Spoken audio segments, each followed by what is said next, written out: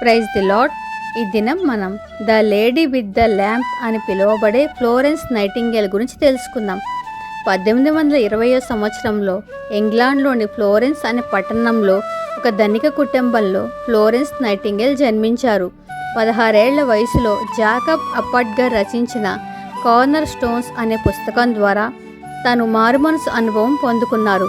తన వయసులో ఉన్నవారు చిత్రలేఖనం, నవల రచన, సంగీతం లాంటి కళలను సాధకం చేస్తుంటే ఆమె నర్సుగా మారి అనేకులకు సేవ చేయడం ప్రారంభించారు. కాలంలో నర్సింగ్ వృత్తి అవమానకరంగా, అపవిత్రంగా భావించబడేది.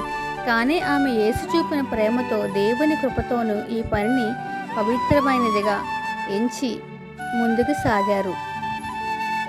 ఆమె అవివాహితగా ఉండి రోగుల పట్ల ఎంతో శ్రద్ధగా ఉండేవారు. 1937 ఫిబ్రవరి 7న నన్ను సేవించుట కొరకు నేను నిన్ను ఎన్నుకొంటిని అన్న ప్రభువు పిలుపును ప్రార్థన ద్వారా తెలుసుకుని సేవలో ముందుకు కొనసాగారు.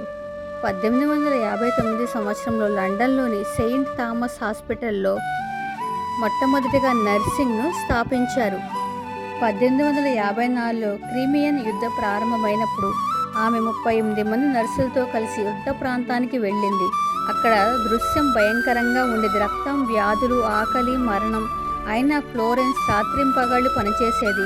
రాత్రిపూట ఆమె దీపం పట్టుకొని గాయపడిన సైనికులను చూసేది. రాత్రులు నిద్రమాని 3 గంటల సమయం మాత్రమే విశ్రమించేవారు. పగలు రాత్రి కూడా రోగుల కొరకు శ్రమించేవారు. తన శరీరం అంతా బలహీనతతో నింపబడి ఉన్న తన గురించి తను ఆలోచించకుండా దేవుడు అప్పగించిన పనిని చేయడానికి పరిగెత్తారు. అదేవిధంగా ముందుకు కొనసాగి 1910 సంవత్సరంలో ఆమె ప్రభువునందు నిద్రించారు.